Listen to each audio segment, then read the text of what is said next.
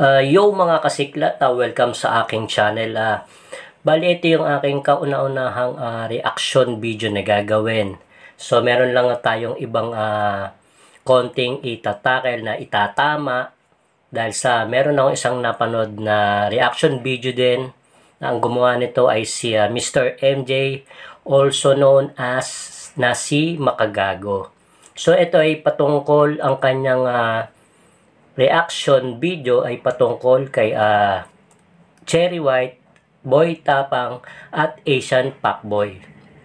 So isa sa part ng kanyang video na meron siyang sinabi na si Asian Pacboy daw ang nahuling pusher ng ating mga kapulisan. So panoorin nyo ang video na ito hanggang dulo para malaman nyo kung sino talaga yung vlogger na allegedly na pusher nga daw. So, tara, panoorin natin. Kasi ang bilis niyong maniwala, man. Sa chismis ko, eto chismis ko lang ha, nasa 70% po ang chance na si Pacboy yung nahuli dahil nagbebenta siya ng ipinagbabawal na gamot na nagtrending sa social media at na nilabas. Sobrang coincidence kasi. Kahit naka-blur siya, halatang siya yon sa tindig at pananamit pa lang niya. Plus nasabi pa ang first name niya which is Jason. So, ayun na nga yung sinabi ni Mr. MJ, or si Makagago sa kanyang vlog na itong araw, allegedly, si Asian Pacboy ay nahuli. Pero sino nga ba itong taong ito na nasa picture na ito? Tignan natin kung sino talaga siya. Hindi tulad sa iba, tila sumpa ang pagsikat ng isang vlogger na matagal na palang hinahanap dahil sa isang kaso. Natuntun siya na pumayag makipag-collab sa isa palang pulis. Narito ang eksklusibo kong pagtutok.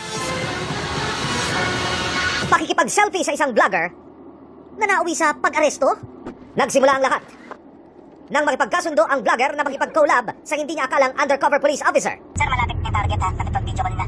Ang target kasing vlogger, wanted pala sa Tacloban Leyte para sa kasong may kinalaman sa illegal drugs pero nagtatago na ngayon dito sa Pasig. Sinend ng mga pulis sa amin ang larawan ng huhulihin saka binigay ang description nito. Nakaputing t-shirt, naka-cap, tapos may headset, may headset yung parang headband na headset. Copy, sir.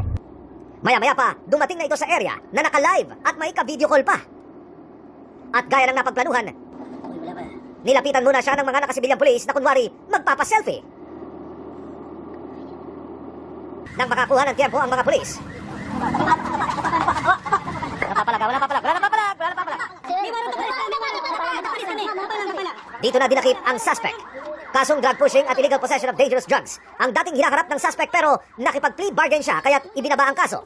Pero sa halip na dumalo sa hearing, naglaho na raw ito. Alam mo yung kaso na yun? Ano yun?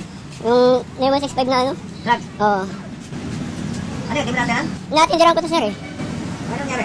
Ewan ko eh, pupunta ako dun eh.